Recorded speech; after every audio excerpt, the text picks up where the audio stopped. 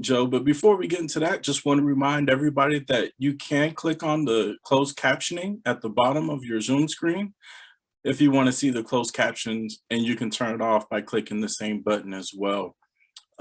So without further ado, let's just jump right in. And I want to introduce Joe Armstrong, who specializes in the practical application of evidence-based medicine and management for both beef and dairy operations, hence a conversation with Lynn about which types of cows. And he's received his bachelor's degree, pardon me, in biology from the University of Minnesota, Morris in 2011, and graduated from the University of Minnesota College of Veterinary Medicine in 2015. He co-hosts the Moo's Rooms podcast and has expertise in multiple approaches in disseminating and considering your audience in creating dissemination products. So without further ado, Joe, we'll turn it over to you. Thanks, Phil. Like Phil said, I'm a veterinarian. I work for the University of Minnesota Extension. My focus is cattle production, beef, dairy. As long as it goes moo, that's where I'm looking to be. Now, you'll probably notice this first picture here. There's not a cow anywhere, right? That doesn't look very much like a farm or a cow, but that's my other pastime, is fishing and hunting and being out in nature. And one of the things that we've been trying to work on, and what this picture reminds me to talk about, is that we want the people in your audience to know you. And the best connections I make with people through the podcast, through social media, through any other things, are with people that really feel like they know who I am. So we do take specific time, whether it's on the podcast, whether we're on social media, in-person events. We're very open with, at least in my team and my group, who we are and what other things do we do outside of work. And that has really, really helped everyone feel like they can make a connection with us. So this is one of the things we've done. We've made specific YouTube videos to talk about, what do we do outside of work, just so people can get to know us and who's talking to them a little better. So that's one of the things that this picture reminds me to talk about. Okay, as we get into it, I think one of the things that we do really, really well in a university setting is that we gather so much information, and you get ingrained in these topics for so long that sometimes when you're talking and when I'm talking, I realize that I'm talking at a different level than my audience, and I need to remind myself constantly, okay, we need to build this knowledge base and make sure that everyone's on the same page before we start working our way up the pyramid. Because if we start at the top and someone's lost already, we've completely ruined that relationship in some cases, because they're not following along. They're not finding commonalities with what we're trying to do. So a lot of times I find two distinct groups and populations in an audience, and we try to focus at the bottom, regardless of which audience I think I'm talking to, because we need to get everyone on the same page first, and then we can move up. And really what I find is that when we have advanced learning groups or people that we consider advanced, we really do find that they're actually still benefiting from this, what we would consider beginner knowledge. And that's because things change constantly. When I'm talking about medicine and agriculture and anything else on that end, we're always finding new information. There's always new recommendations. So it's really critical that we continue to review the basics and then work back to the top. What we're trying to do for the most part right now, and what we've been experimenting during the pandemic, and then also moving forward, is how to create varied, accessible educational formats. So not just for one learning style, or if you subscribe to that, there's no learning styles, and everyone, just different ways for people to digest information. Okay, so we have a focus really on multitasking and on-demand learning, because that's just the way that farmers work in most cases, in my situation. So that's where we put most of our time. Now, the way we get there, for the most part, is to really find high impact things that require little investment up front. And we treat pretty much everything like a pilot to begin with. Let's just try this with one of our other existing programs. Let's try this with something in collaboration with someone, and to see if it works. And if it does work, we run with it. If it doesn't, you can either try it again and tweak it, or you can move on to your next idea. And one of the things that we've noticed with a lot of our educational programs is that it really is more about time in the market than trying to time the market perfectly with a lot of these things, especially the podcast. we've had consistent, steady growth with the podcast ever since it came out. And the podcast has continued to grow.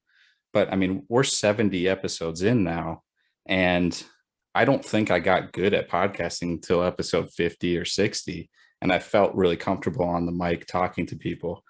So that has led to us growing and growing and growing. But being in the market for a long time has allowed that to happen. So in part, some of these pilots that show promise, we really stick with them to see if they'll actually go.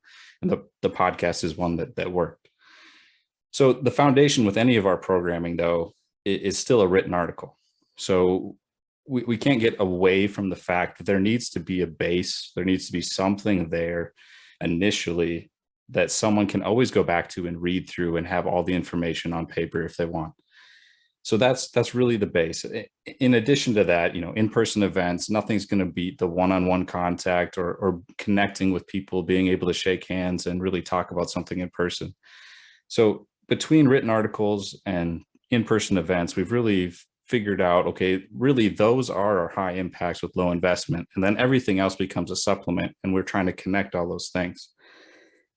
I don't know about the rest of the areas that everyone on the call is involved in, but producers, people who own cows, they are not afraid to share their mind at all. I mean, they'll tell you exactly what's up, exactly what they're thinking, if you're doing a good job, if you're not doing a good job. So I don't have to try too hard to hear from my stakeholders, but some people might have to work a little extra hard to do that. I'm on the phone. I have a rotation of people I call every week in the industry that kind of keep me grounded and tell me what I'm doing wrong and what I'm doing right. Mostly wrong, though, that they like to focus on that. But that's fine. That gives me feedback on what I can do next. And then after that, we're evaluating everything constantly. That's one of the things we'll talk about with on-demand learning in a couple slides here, that it's really easy to get analytics. And I can see exactly cause and effect, what happened, what worked, what didn't, those kind of things. So on-demand learning, I said that a couple times here. On-demand learning to me is any learning opportunity where you don't have to be anywhere at a specific time.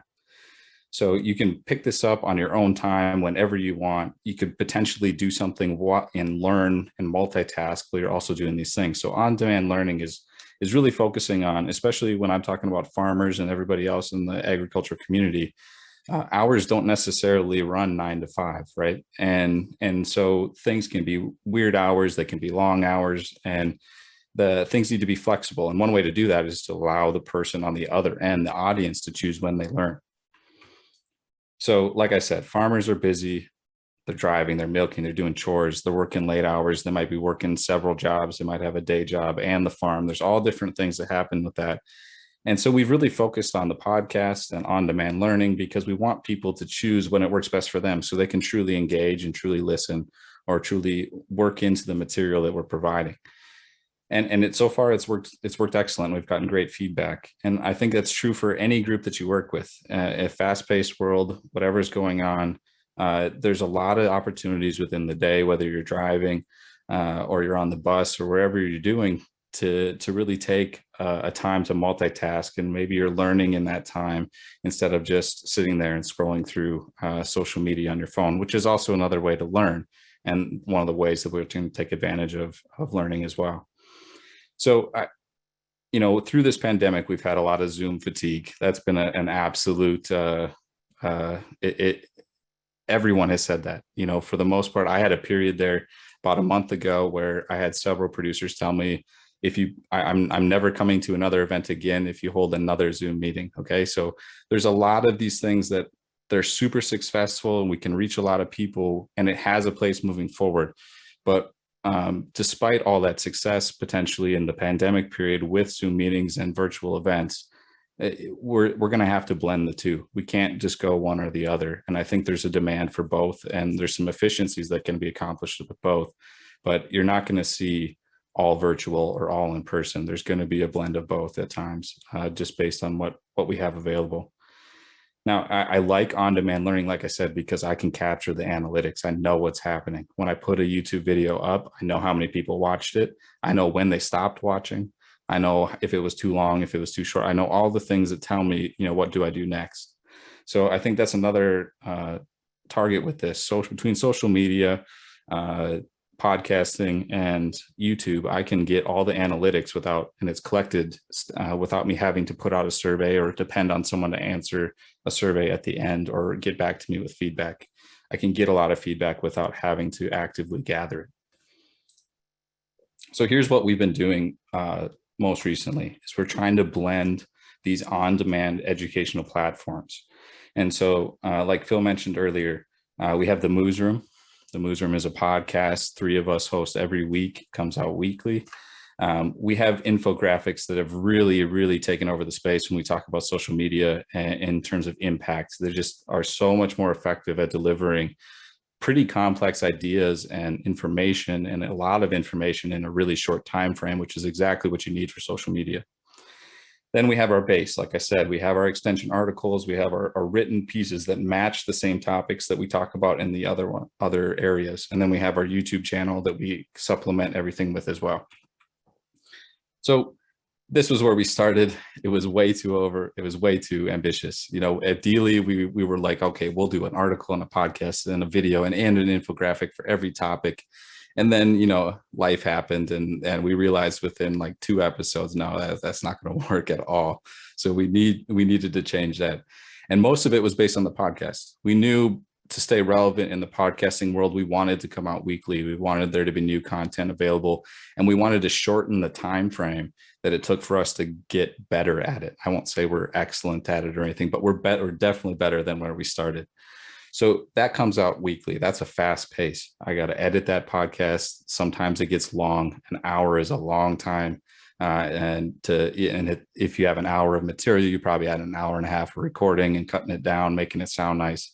That's a lot of work to do. So to do that on top of writing an article, potentially doing a video when you're traveling and you're trying to be good with your travel dollars and trying to make that all work efficiently, you really got to go out to the field with a plan.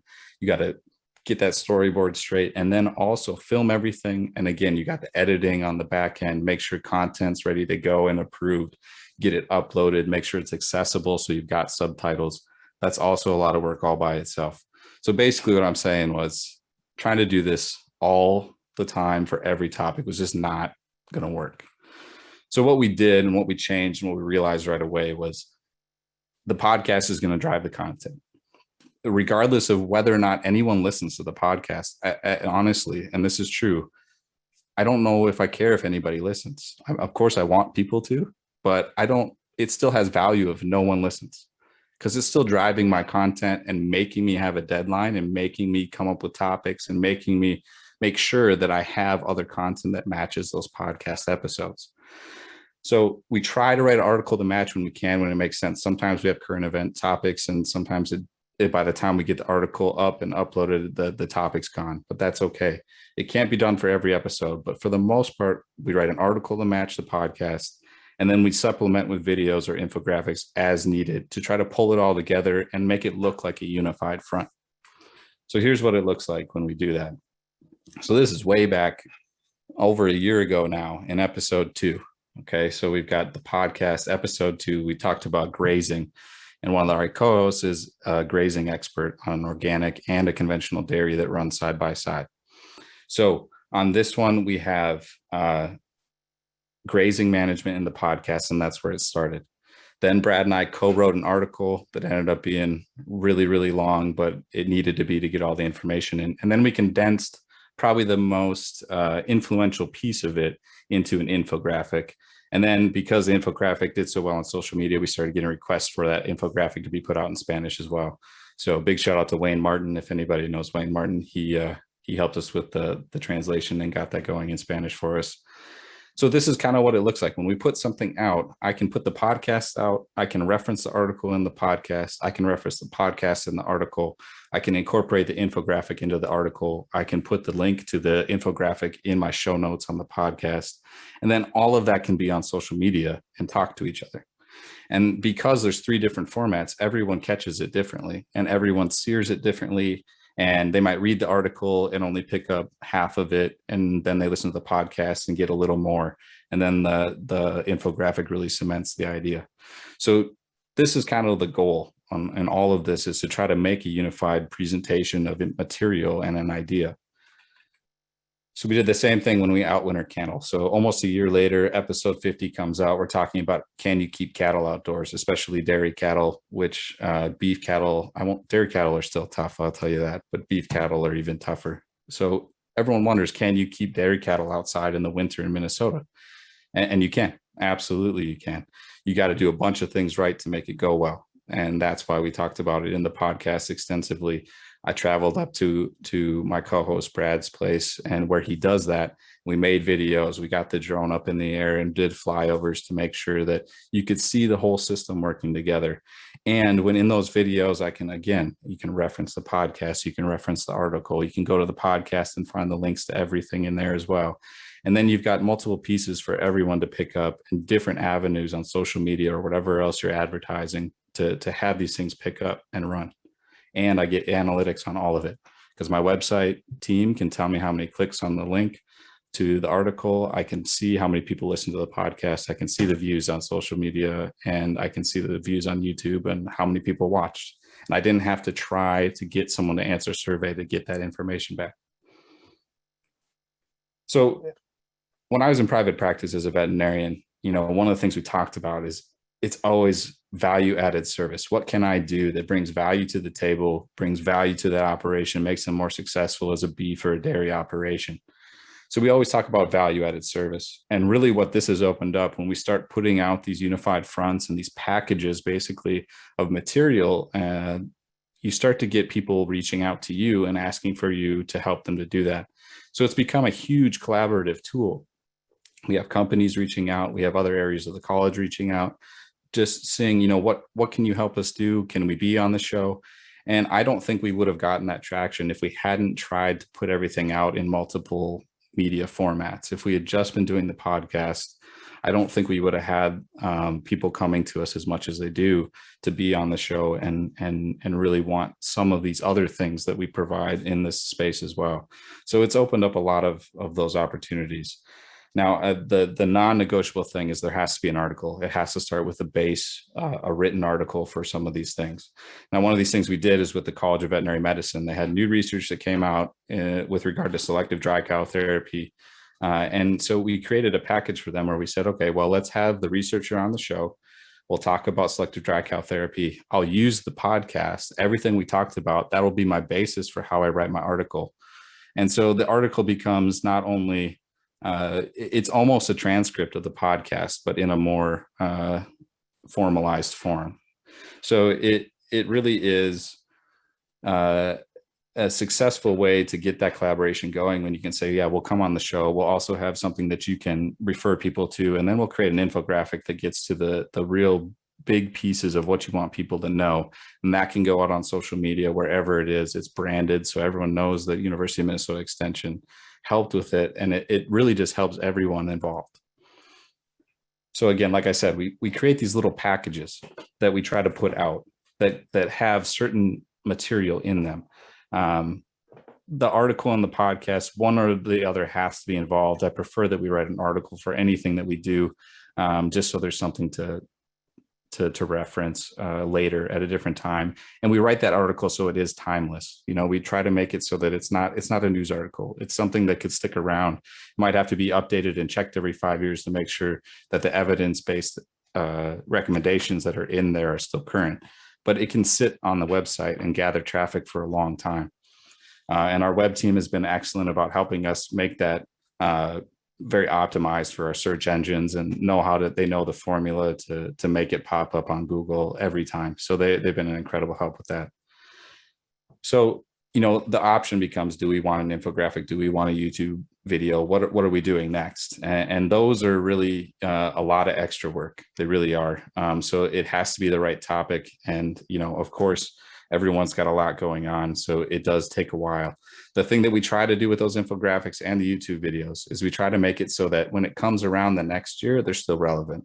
Okay, so I took a bunch of video all winter of cows looking just gorgeous in the snow before it got all muddy and became a mess. It just was wonderful. But by the time I got that edited, it was spring and it was a muddy mess, and maybe the topics didn't apply.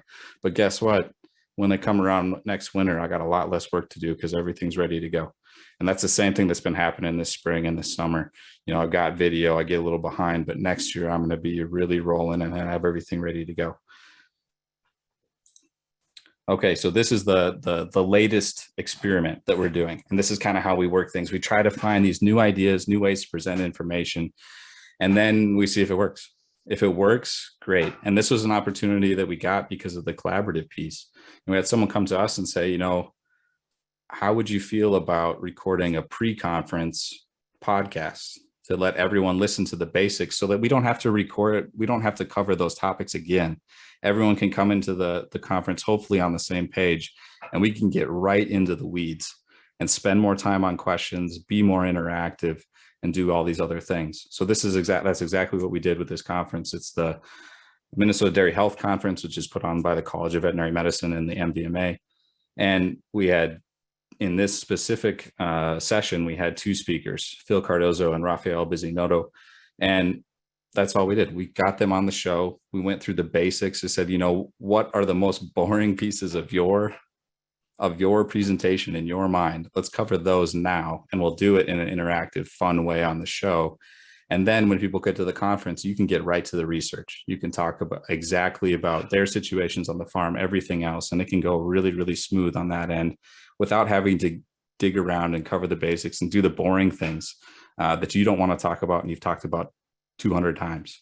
So that's what we did. And I think so far, we don't have all the numbers back yet. I think so far that it's been a good return. Everyone has been pretty happy with it.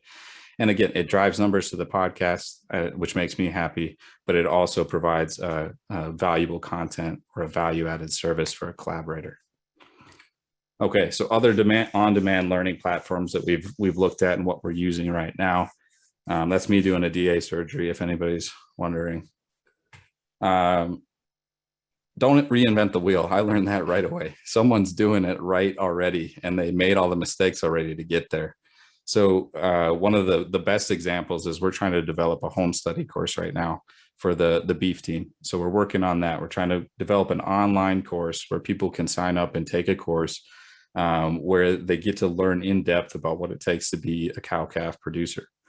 Well, that idea came from the beef team, but I don't think we have to start from scratch because the bee team, the smallest livestock, and basically tiny dairy cows. And I always argue with Katie, the bee educator. She tells me that dairy cows are giant bees, and I tell her that bees are tiny dairy cows. But beside that, they have a wonderful course, an excellent course. She's figured it all out.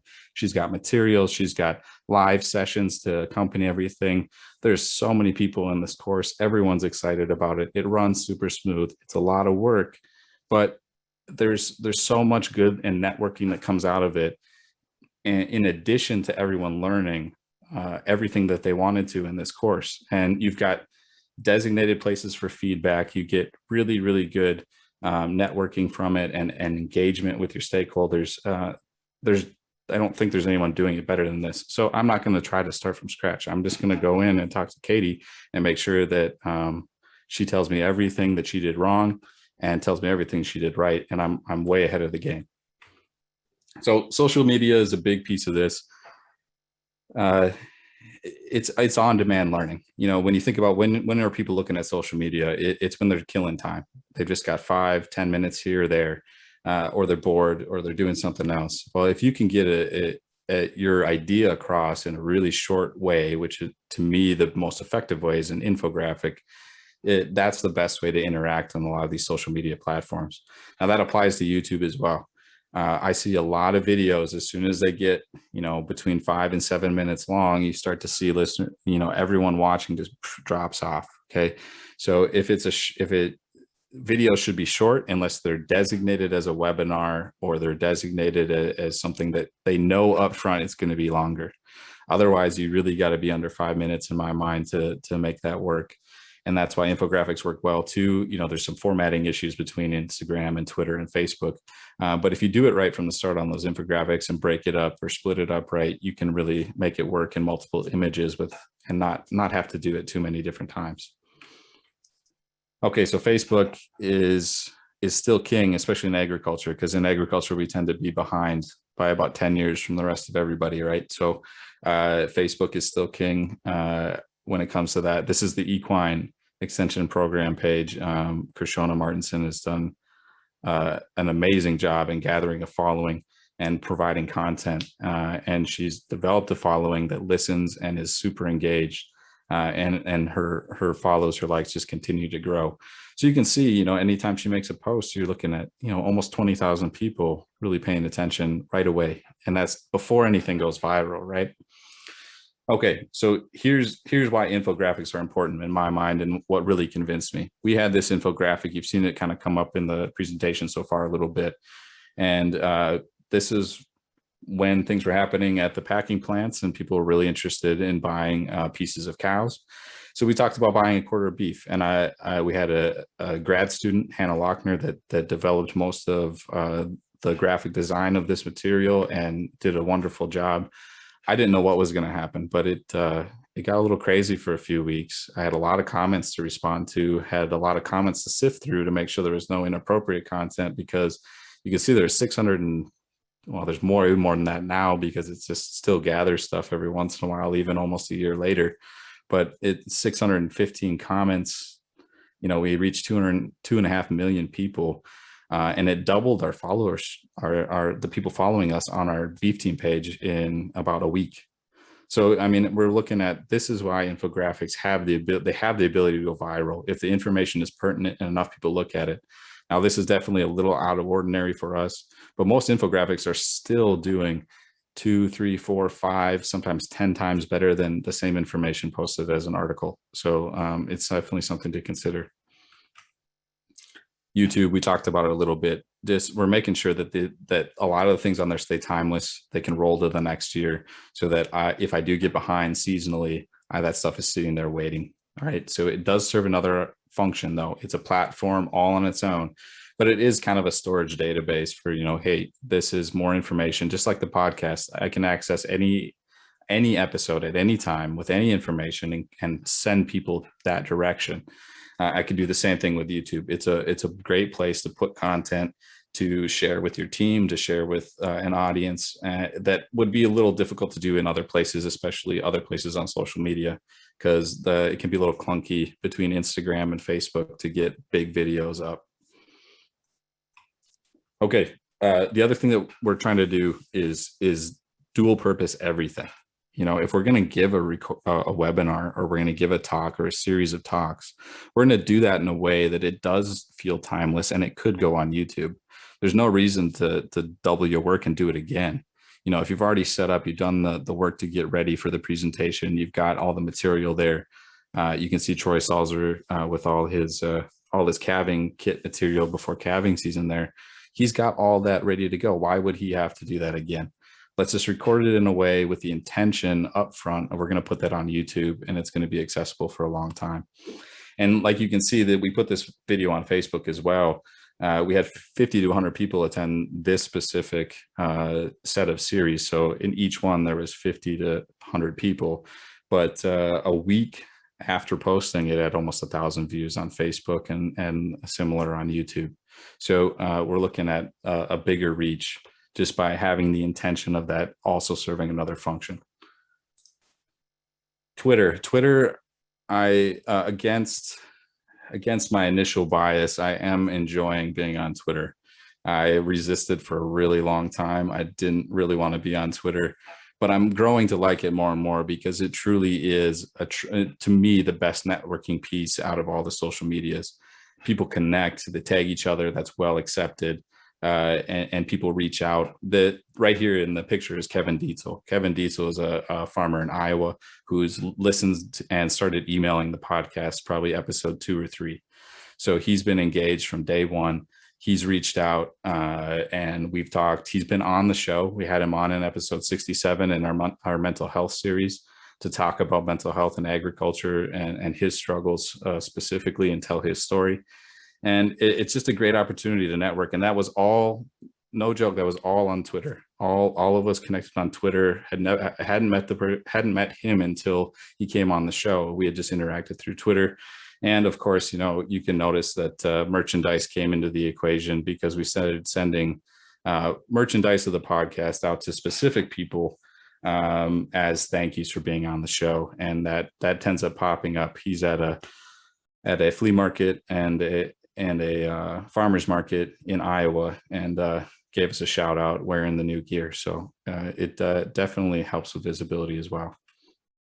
That's, like I said, we're working on that. We're going to refine everything and make sure that you talk with communications, branding of whoever you're going with to make sure that all goes straight. So what next? What are we going to do next? Well, I think everyone, it's maybe some people are excited to see booths like this again.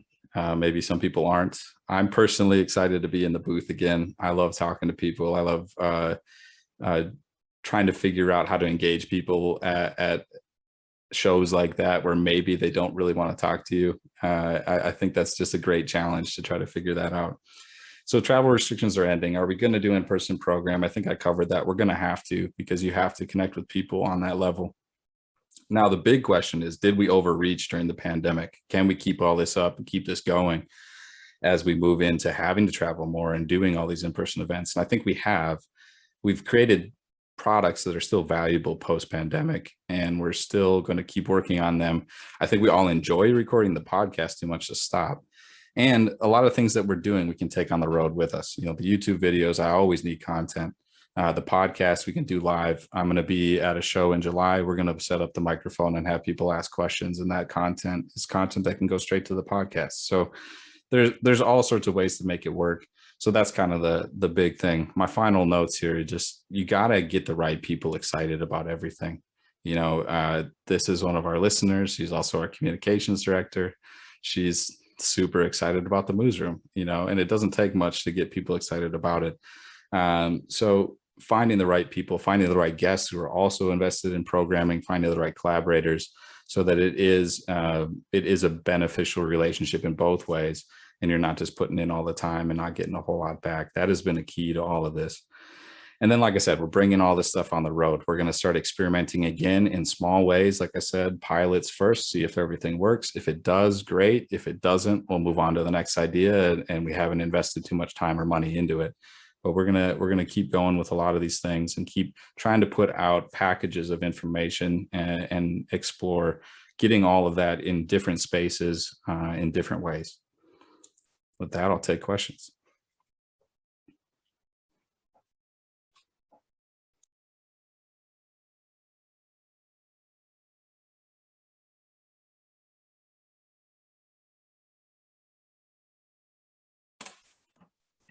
Well, if nobody else has a question, I've got one for you, Joe. So first of all, shout out to one of my 4-H'ers, Hannah Lochner. Woo, woo. That's good. Excellent. Yeah, awesome. That my entire group was amazing. But you talked a little bit about on-demand learning, and have you given any thought to how this group works? It's all human science. We're working with early childhood parents, and sometimes with the parents, and sometimes with youth, a range of ages. Have you thought a little bit about, or have any thoughts about what on-demand learning might look like if, with these same techniques that you're talking about? Yeah, the big thing is, YouTube is can be a scary place for younger ages and the rabbit holes that it creates.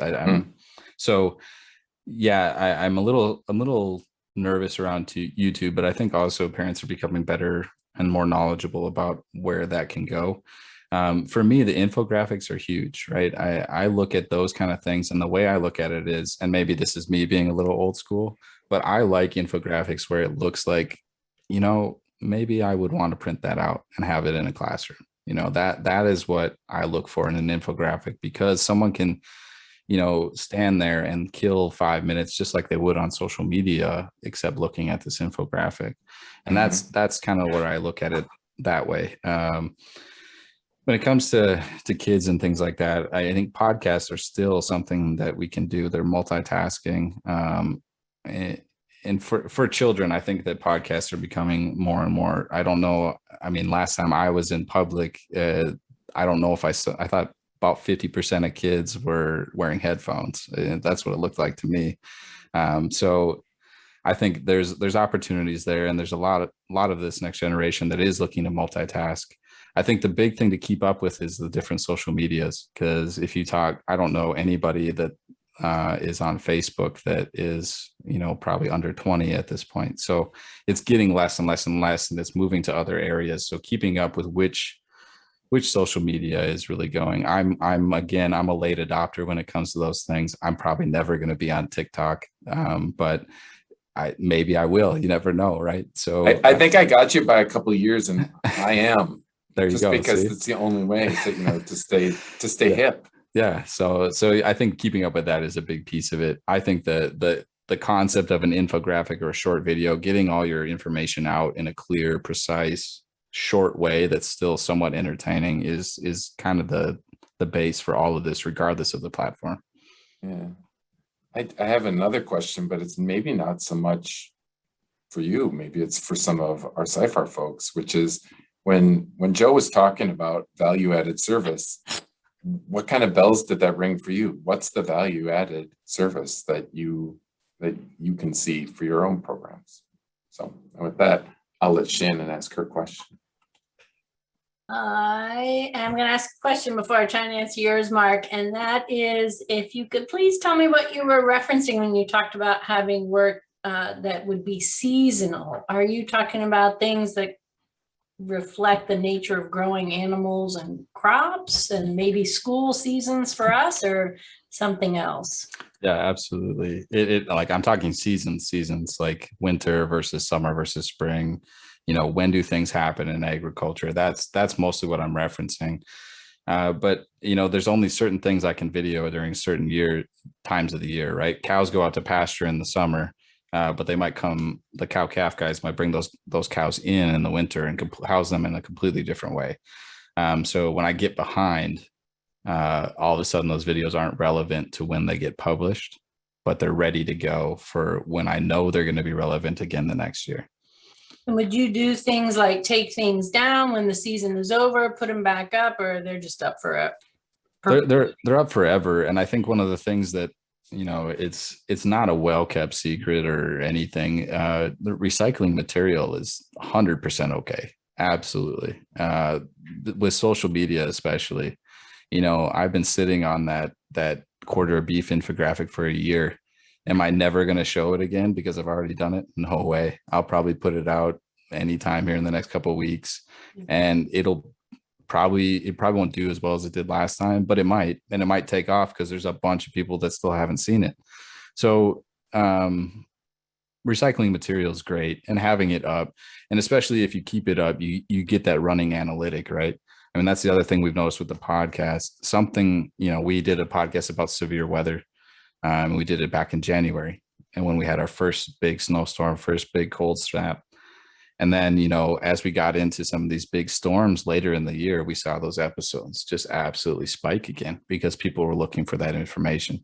So keeping it up, keeping it available, making sure that you can find it on the internet, that's the key. I don't get fancy with my titles or anything like that. So that all the search engine optimization is still good, because it's just literally what you would put in the search bar is probably as close to what I'm going to title any of the things I put up.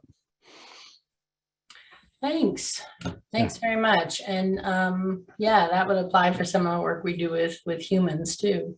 And I don't know, Mark, if this is what you're getting at with value added. I did a video abstract for a paper, and I'm real curious to see if that gets any traction or does anything differently. And then we're working on things from our intergenerational SciFar funded projects for some continuing ed coursework.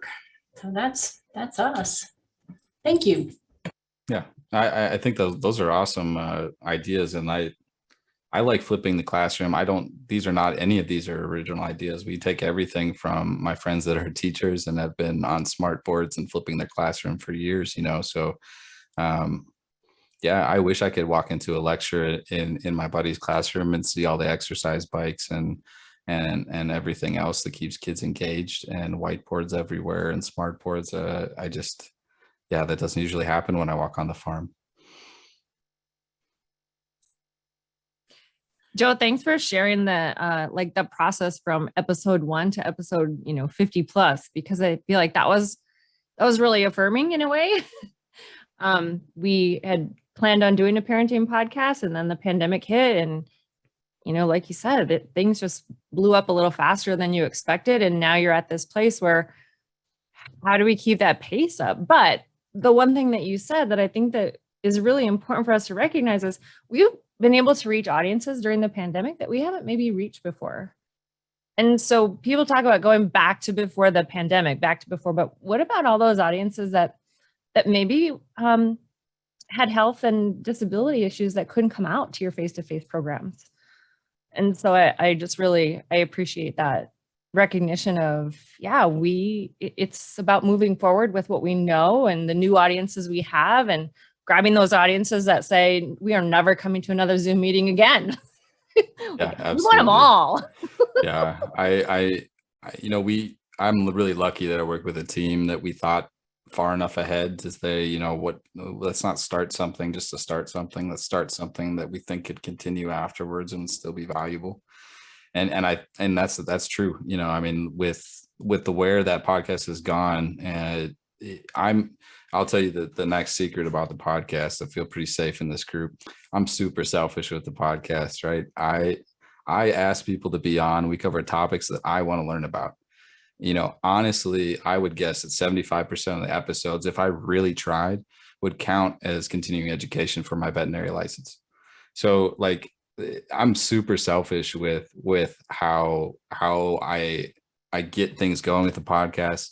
But because of that, I think it's also topics that people want to hear about, because I want to learn about them and I don't know enough about them and I want to know more. So you just got to stick with it. And we found all sorts of other opportunities. And I didn't say this in the presentation, but I'm going to be on an Instagram live, I think, next week with some dairy producers in Iran, because they listen to the podcast and they want to know more about some stuff. And we're going to do an Instagram live together.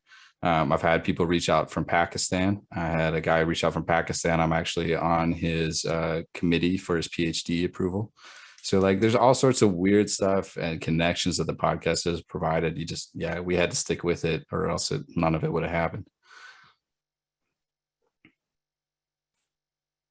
So we got a question in chat, which is, what is Instagram Live and how does that work? And with that, I'll just also say that we got about a minute left before we got to wrap up. Yeah. So real quick, Instagram Live, like I alluded to earlier, I'm not great with social media. So I'm going to learn a lot about this in this process as we go forward. But basically, it's the same thing as Facebook Live, where you basically have a video that you put up. People can tune in to the actual live recording if they want. Otherwise, most of the time it's recorded and available later. Shannon, do you have something quick? That was my question. Thanks. Okay. I hadn't been on Instagram Live. Okay. Thank you.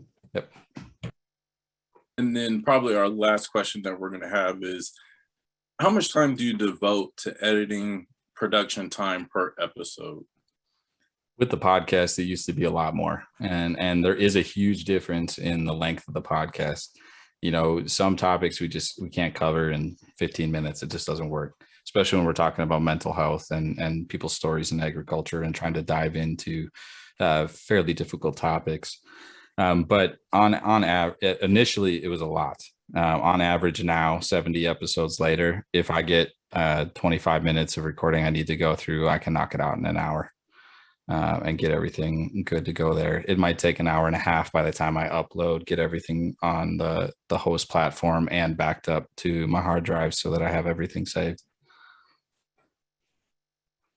Well, thank you so much for joining us today. We really appreciate it. And we hope everyone learned a lot. I know I have. One of the things that I really appreciated was how you tied in that articles but also the podcast and different things. And some things were focused so that it's more of a conversational piece towards the actual person that's doing whatever it's doing, and not on a very high academic level. Because I think sometimes that's where we make mistakes, is that we try to do things at too much of an academic level that it doesn't make sense for the actual practitioner. So again, Joe, thank you so much for being here. Everybody, so now it's time to go back to the main room. I just put the Zoom link in the chat, so you can just click on that when you're